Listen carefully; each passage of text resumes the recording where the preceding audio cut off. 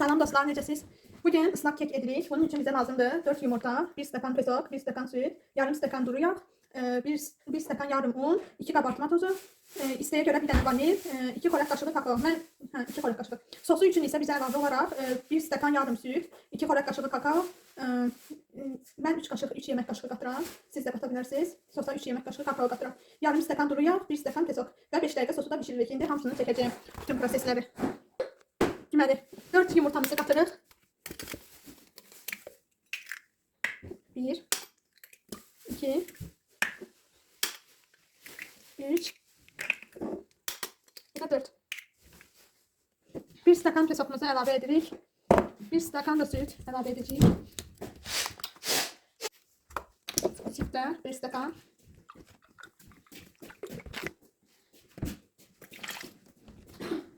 Bu resept çok asan hazır olunur ve çok lezzetlidir. Ben tez pişiririm. Yarım stəkan da duru yağ. Ve hamısını birlikte karıştırırıq indi.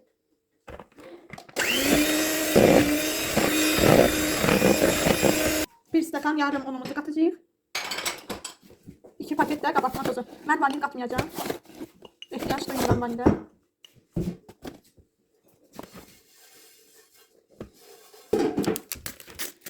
Bunun üstüne bunu karıştırmamışdan evvel onun üstüne katırıp vanilya kabartma tozumuzu ve indi ise karıştırmaya başlayacağız. Karıştırdık. İndi ise geçiririk 2 xörək qaşığı, yani yemək qaşığı kakaomuzu əlavə edirik. Gördüğünüz gibi bu 1. Bu da 2. Yeniden karıştırırıq. Ve karıştırıp bitirdik. Keksimizin xəmiri hazırdır. İndi qabımızı yağlayıb xəmiri tökəcəyik. Və budur. Keks qabımız hazırdır.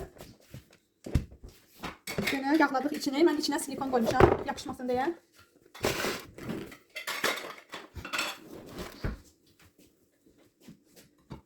Ve 170 derece önceden isidilmiş sobada koyuruq pişməyə. Hardasa 15-20 dəqiqə bişirəcəyik. Yoxlamaq üçün vilka da ola bilər. Batırırsınız, içi xəmir kimi qalmayıbsa deməli bişib. Bir də ki, indi isə keçirik sosunu hazırlamağa. Sosu üçün bizə lazımdır 1 stəkan yarım süt. Bayaq ki stəkanlarda elə tökürəm. Bu sütümüz. Bu da yarım. Sonra deməli yarım stəkan duru yağ. Yarım stəkan duru yağımız. 1 stəkan pesok.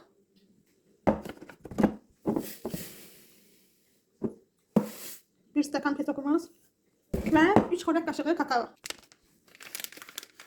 1 qaşıq. 2 qaşıq.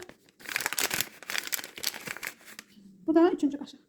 Qatırıq ve daha nə qaldı? Hamısını tökürük içinə. 1 paket kakao getdi. Ve qarışdırırıq. Karıştırırıq ve sonra qazda qoyacağıq 5 dəqiqəlik pişməyə. Çox tatlı sos olur. Hamınıza tövsiyə edirəm bunu pişirməyi. Orta xopda qoyduq sosumuzu. 5 dəqiqə qarışdırırıq. Axırında sizə çəkəcəm, qatılaşmış olacaq. Görürsünüz dostlar, artıq pişdi demək olar. İndi isə söndürürük və biraz soyduruq. Keksimiz də pişir. Hər ikisini isti-isti əlavə edəcəyik. Yəni sosu keksin üzərinə isti-isti əlavə edəcəyik ki, içinə hopsun. Ve budur dostlar, keksimiz pişdi. Burada da vilka ilə deşmişəm. Əslində hər tərəfini deşsəz yaxşı olar ki, sosumuz içinə hopar yaxşıca. İndi isə keksimizi tərs çevirib altındakı silikonu çıxartacağıq. Baxın belə.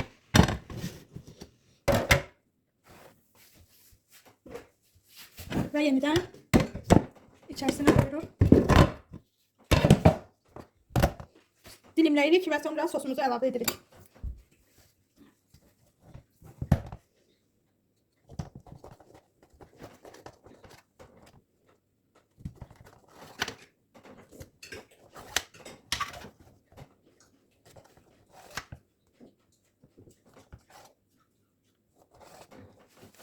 Dilimlədik. İndi isə sosunu hər tərəfinə əlavə edirik.